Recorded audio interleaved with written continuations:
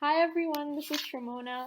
I'm one of the board members for Sinister Wisdom, and I'll tell you a little bit about how I got involved with the journal. So I started as an intern with Sinister Wisdom in January 2020. Julie had asked me to start off by digitizing the Latina lesbians issue to get a feel for the journal, its history, and its materials. And from there, we moved into working with the Conditions Journal archive towards a Conditions tribute issue.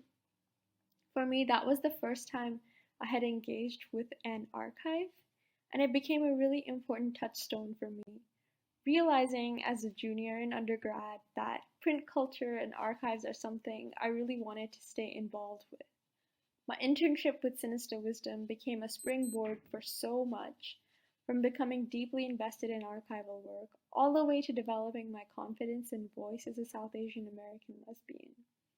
Julie and Cheryl Clark were essential to that, as Sinister Wisdom embraced me into an intergenerational lesbian community, and they held space for me during a very difficult year, and working on that issue together with them was one of the most fulfilling experiences I've had. I was able to connect with such a long lesbian history through this journal, especially while transcribing an oral history interview with Beth Hodges and editing one with Dr. Irena Klepfish. This was something I had little room for in my university classes and wouldn't have been possible without the specific legacy and life of Sinister Wisdom Journal.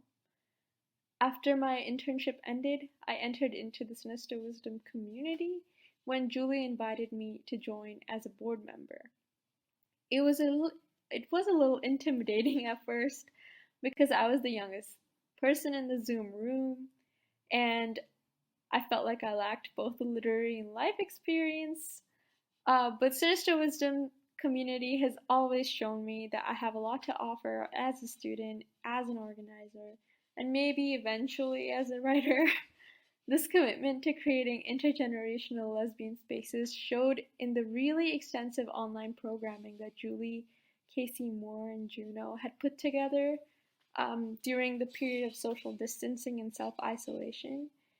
It was such a pleasure and gift to be on Zoom calls where we ended readings and discussions by dancing to Your Girlfriend. And I could help out once or twice with tech and emceeing, and this was a really welcome break from the existential dread of graduating and putting in graduate school applications. Honestly, in more ways than one, Sinister Wisdom helped me get into grad school, and that doesn't usually fit into the written description of the journal's role and scope. But I just wanted to share my story and tell you guys that I'm so grateful to be part of the Sinister Wisdom journal and community. Thank you.